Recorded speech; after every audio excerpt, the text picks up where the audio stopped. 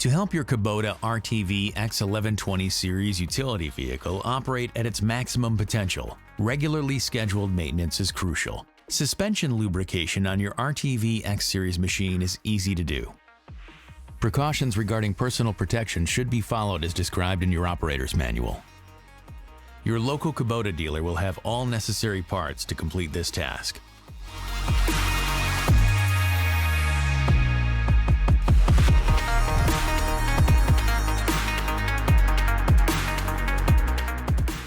To perform this procedure, you will need a grease gun filled with multi-purpose EP2 grease and a can of spray-type grease.